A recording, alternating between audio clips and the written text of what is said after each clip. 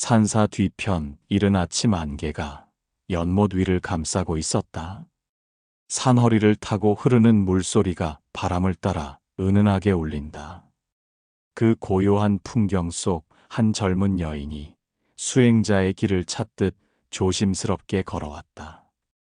그녀는 마루에 무릎을 꿇고 나직이 입을 열었다. 부처님, 제 마음에 깊은 괴로움이 있습니다. 사랑이라 믿었으나 그 사람이 이미 다른 가정을 가진 인연이었습니다. 저는 그를 진심으로 사랑했지만 이 사랑이 누군가를 아프게 하고 있다는 것을 알고 난 뒤부터 제 마음은 무너졌습니다. 부처님은 그녀의 눈빛 속에서 타들어가는 번뇌를 가만히 들여다보셨다. 그리고 조용히 말씀하셨다. 욕망에서 비롯된 사랑은 괴로움으로 번지며 바른 길에서 벗어난 인연은 반드시 업이 되어 되돌아오느니라. 그녀는 눈을 감았다. 부처님의 말씀이 물결처럼 가슴을 흔들었다. 사랑이라 믿었지만 마음 깊은 곳에선 이미 알고 있었다. 그 인연이 온전하지 않다는 것을. 그러나 마음은 자주 이성보다 먼저 달아나 버린다.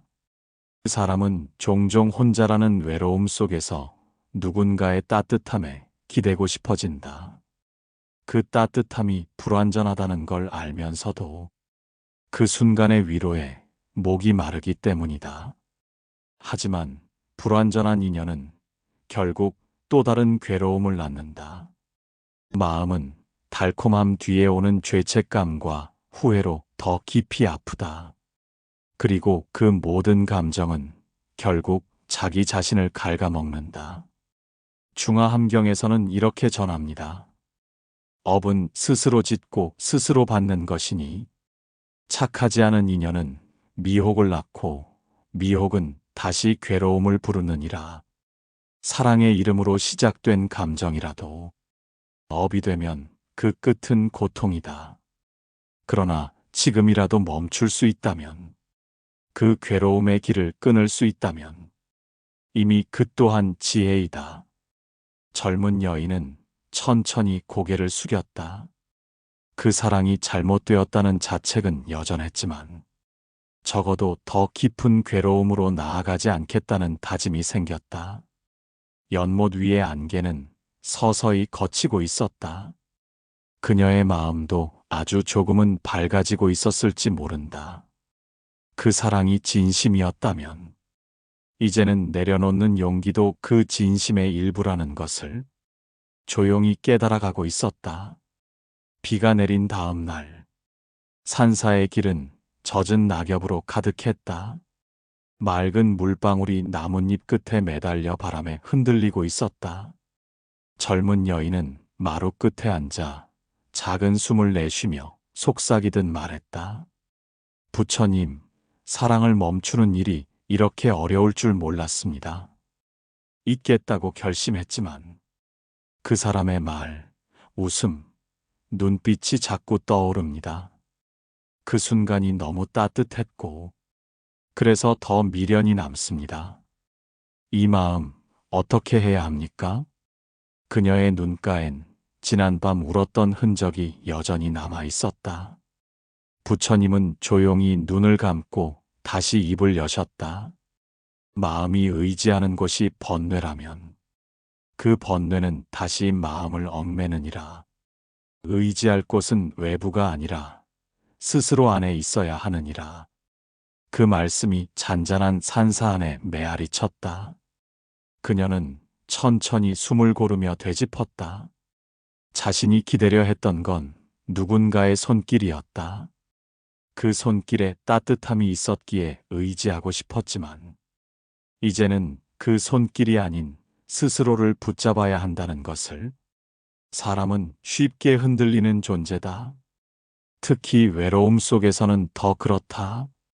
한순간의 다정함이 긴 고독을 덮어줄 수 있다고 믿게 되지만 그 다정함이 본래의 자리를 갖지 못한 것이라면 결국 다시 깊은 공허를 남긴다. 그녀는 자신이 기다려 했던 마음이 사실은 외로움을 피하려는 또 다른 형태의 집착이었음을 조금씩 깨닫고 있었다. 법구경에서는 이렇게 전합니다. 마음은 모든 법의 근본이며 마음이 바르면 모든 길도 바르게 열리느니라. 그 말씀을 마음속으로 되뇌며 그녀는 작게 고개를 끄덕였다. 비가 그친 숲에서는 어느새 새들이 다시 노래하고 있었다. 그녀는 그 소리에 귀를 기울였다. 마음이 어지러울 땐 자연의 숨소리 하나에도 위로를 받는다. 사랑이었던 인연은 아프게 지나갔지만 그 인연이 자신을 돌아보게 한 계기가 되었다면 그 또한 헛된 것은 아니라는 생각이 들었다. 조용히 눈을 감고 속으로 중얼거렸다. 지금 내 마음이 바르다면 이 괴로움도 언젠가는 고요해질 것임을, 그 사람의 손을 놓는 것이 결국 나를 붙잡는 일임을. 산사 뒤편 작은 연못가에 물 한 개가 피어오른다. 연꽃잎 위로 맺힌 이슬이 햇살을 받아 투명하게 빛난다.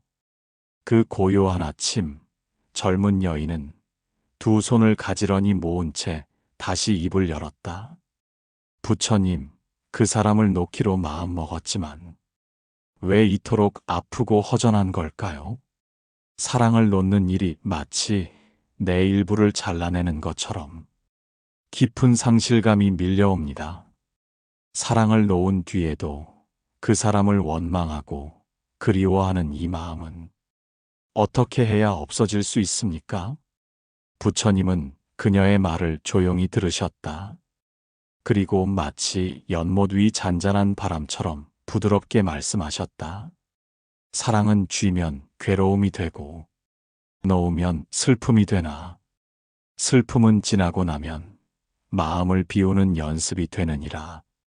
그녀는 잠시 숨을 멈췄다. 그 말씀이 그녀의 가슴 속에서 천천히 퍼져나갔다. 쥐고 있던 손을 풀었을 때 찾아오는 허전함은 사실 마음이 무언가에 의지하고 있었음을 보여주는 증표였다. 사람은 흔히 놓는 일을 실패라 여긴다. 그러나 놓는 것도 하나의 선택이며 그 선택에는 깊은 책임과 용기가 따르는 법이다. 미련은 지나간 시간을 후회로 감싸려는 마음의 그림자다. 그림자에 머물면 빛은 보이지 않는다. 그러나 그 그림자를 인정하고 지나가면 비로소 그 뒤편에 빛이 있다는 것을 알게 된다. 그녀는 그 사람을 원망하고 있었지만 사실은 자신이 만든 기대와 착각이 더 깊은 상처를 만들어냈다는 것을 서서히 받아들이고 있었다. 잡아야 할 인연이 아니었음에도 마음은 스스로 그 인연을 향해 달려갔다. 그리하여 이제는 놓는 법을 배워야 할 시간이었다. 열반경에서는 이렇게 전합니다. 그리움과 미련은 바람 같아서 붙잡으려 할수록 더 멀어지고 놓을수록 마음이 가벼워지느니라. 그녀는 다시 눈을 감았다. 사랑을 놓은 자리에 바람이 지나간다. 그 바람 속에서 조금씩 자신을 되찾아간다. 손끝에 맺혔던 슬픔이 어느새 연못 속 물결처럼 잦아들고 있었다. 이제는 원망 대신 감사로 그 인연이 자신을 흔들고 지나갔기에 더 단단한 마음을 갖게 되었음을 조용히 인정할 수 있었다. 해가 천천히 동쪽 산등성이를 넘어올 무렵 산사에는 은은한 종소리가 울렸다. 그 소리에 맞춰 고요함이 더 깊어졌다. 젊은 여인은 부처님 앞에 앉아 무언가 오래 망설이다가 조심스럽게 속내를 꺼냈다. 부처님, 그 사람을 사랑했다고 믿었는데 이제 와 생각해보면 그 사랑이 정말 사랑이었는지도 모르겠습니다. 마음이 따뜻해졌던 것도 그리움이 컸던 것도 모두 제가 만들어낸 감정이었을까요? 그녀의 눈빛에는 깊은 혼란이 담겨 있었다. 부처님은 이내 부드럽게 고개를 끄덕이며 말씀하셨다.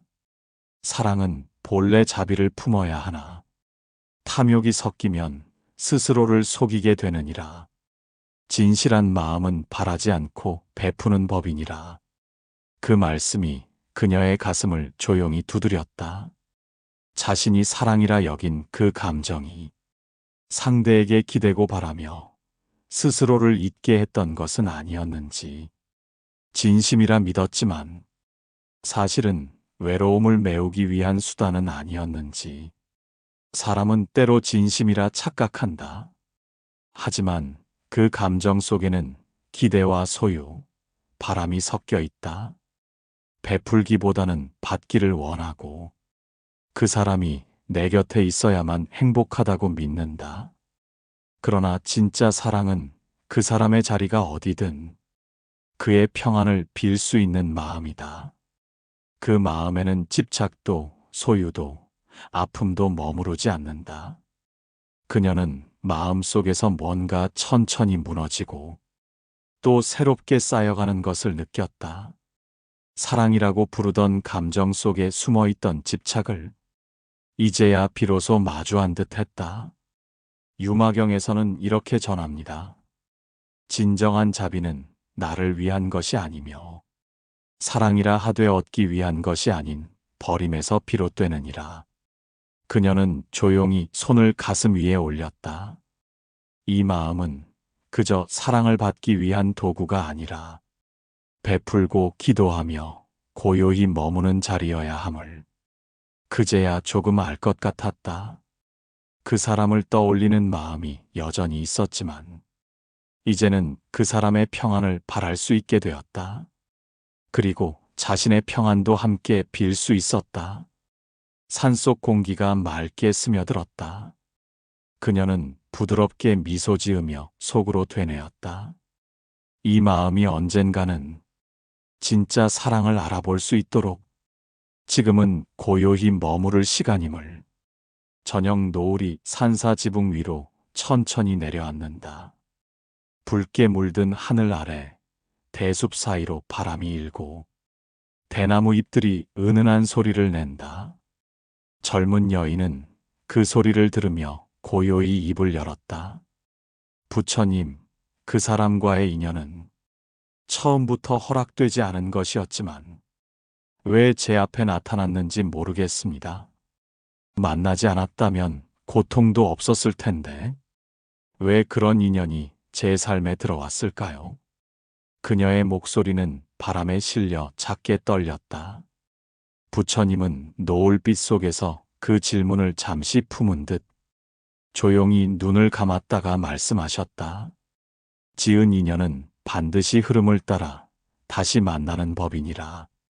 기쁨으로 오든 괴로움으로 오든 그 만남은 이미 지나온 업의 그림자이니라. 그녀는 숨을 삼켰다. 그 말씀이 마음 깊숙한 곳을 찌르는 듯 했다.